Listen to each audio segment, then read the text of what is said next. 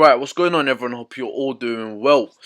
So today we'll be moving on to lesson 4, where I'll be going through market inefficiency, other words, imbalance, fair value gaps. They're all the same thing, just different names. So let's get straight into it. Market inefficiency. When looking at efficient price action, we notice that all wicks meet.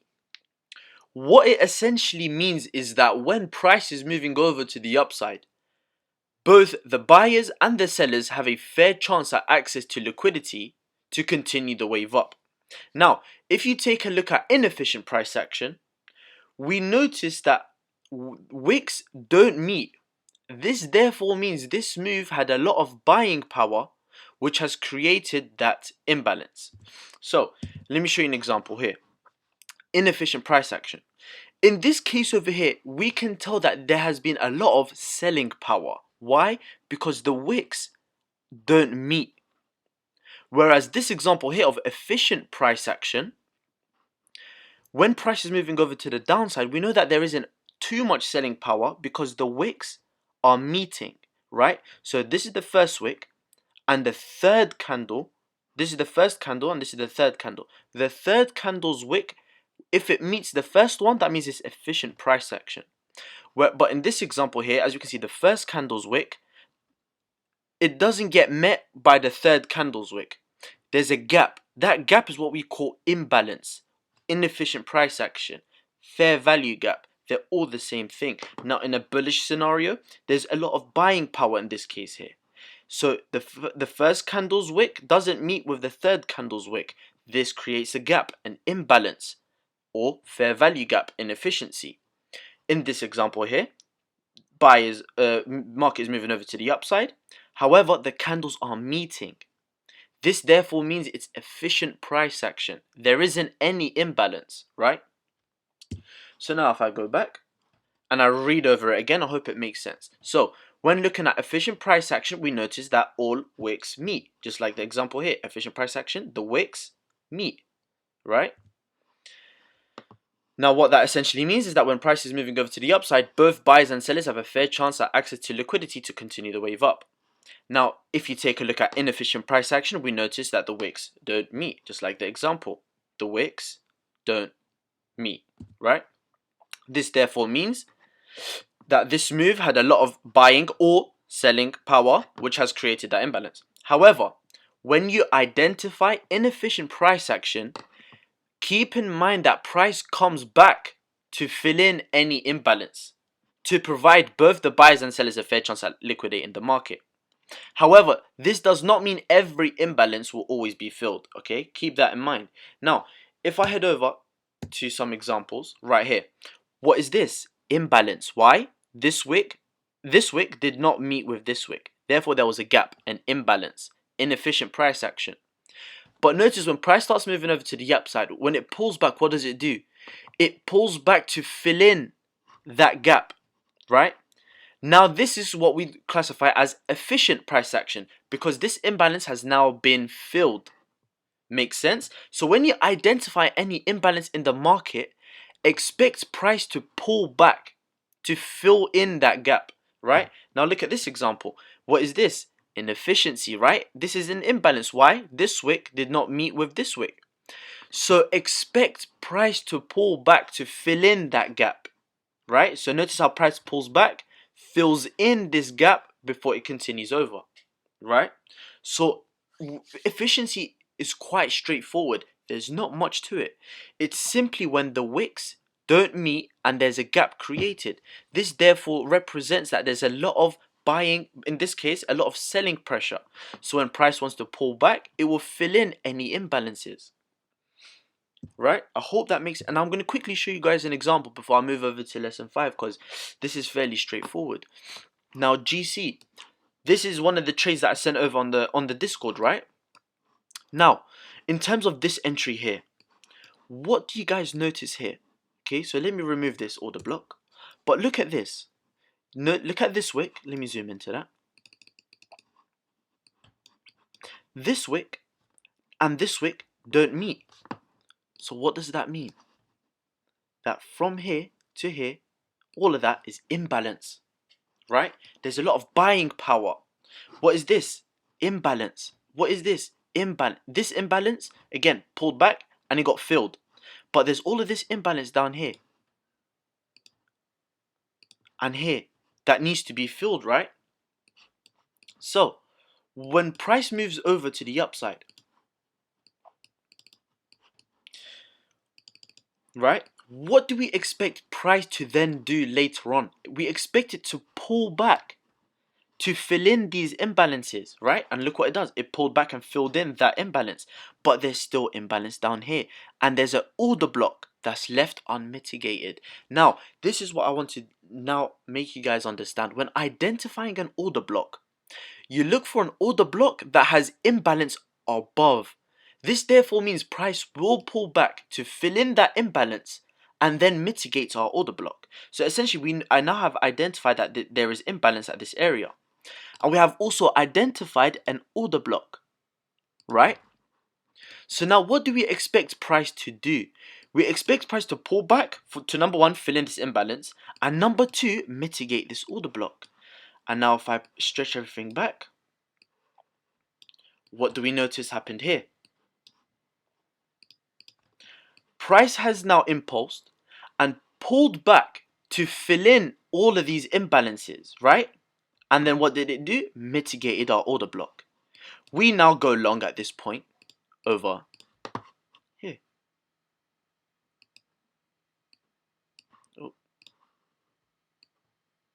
And in terms of TP, we'll look back for any liquidity and we can clearly identify a double top right here. So in terms of TP, you'll target that high there. Why? Because there's liquidity, right? Now, in terms of this re-entry here, very straightforward.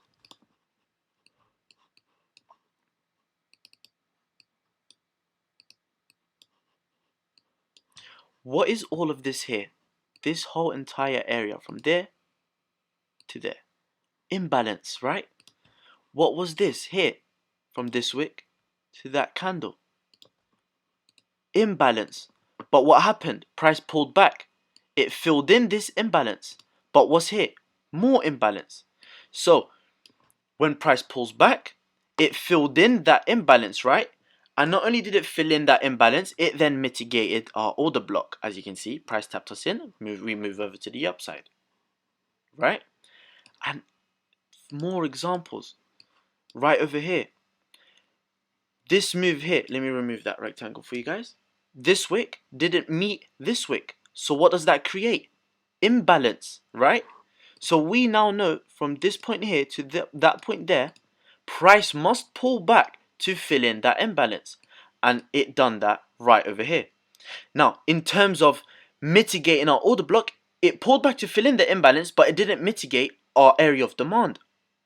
And what do we expect? Price to pull back, mitigate that demand, to then continue the move over to the upside. And let me go show you guys further examples. AUD, NZD, right?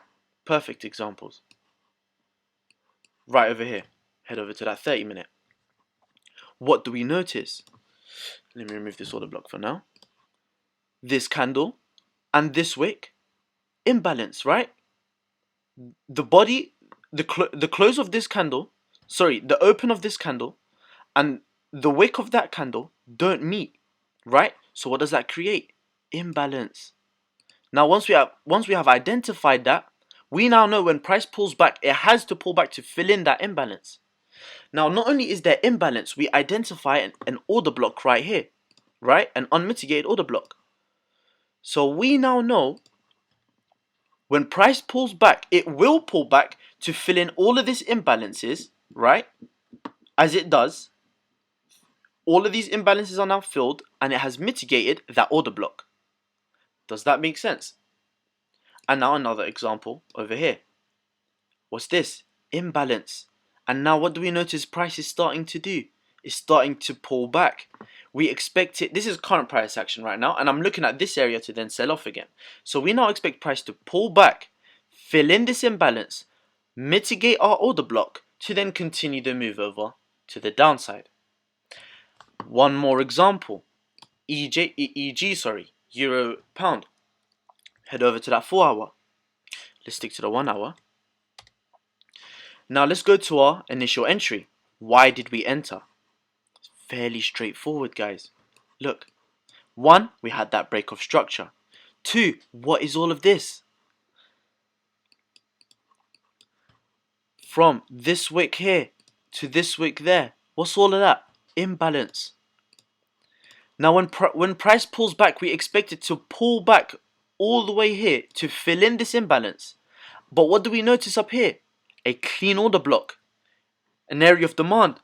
So not only do we expect price to pull back into that area of demand, that imbalance, we expect it to mitigate that demand before continuing over the move over to the downside. It's fairly straightforward. The understanding of imbalances is clear. All of this here, look, this wick did not meet with this wick, so price pulled back, filled in all of that imbalance. Yeah? This area here, this wick did not meet this wick, so price pulled back.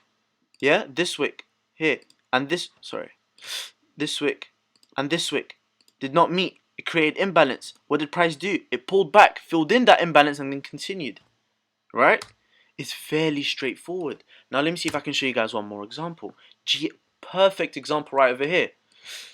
Look, this wick and that wick up here, they don't meet. So what does that create? Imbalance. So what do we know? Price must pull back to fill in this imbalance. And look what it does here. It pulls back, it fills in all of that imbalance. And not only does it fill in that imbalance, it comes to mitigate our order block, to then continue the move over to the upside.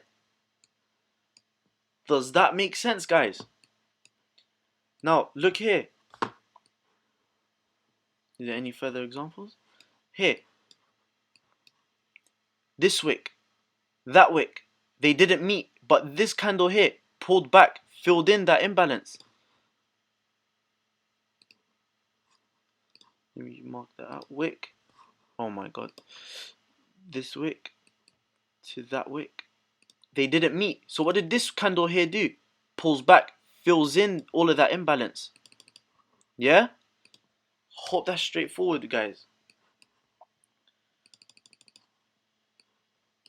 Let's see if I can find you guys more examples. Euro JPY. Perfect. I'm currently in this trade right now. Now look at this. This wick here and this wick there. They don't meet. What is that? Imbalance. So we now know price will pull back to fill in that imbalance. And what do we have over here? An area of demand, area of supply. Price pulls back into that area of supply, fills in that imbalance, and then continues the move over to the downside. Now, why are we selling off? What do we have here? More imbalance. So price has to pull back, fill in this imbalance. What do we have here? More imbalance. Price has to pull back to continue filling in these imbalances. I hope it's straightforward. Now, in terms of my re-entry, it was on the 3-minute. But why did I take this re-entry? Let me show you guys now. Now, when I sold off here, price broke structure. Once we got that break of structure, I started to look for re-entries. Number 1, we have an order block. Number 2, look at this. Imbalance. We now know price has to come back to fill in this imbalance and mitigate that order block to then continue the move over to the downside. Now, I hope that makes sense. What do we have here? Imbalance. This wick and this wick don't meet. But what happened at this point here? Price pulls back to fill in that imbalance to then continue the move over. I hope that was fairly straightforward, guys. If you have any further questions about imbalances, feel free to message me. But that will be it for this lesson. Now I'll see you guys in the next lesson. Take care.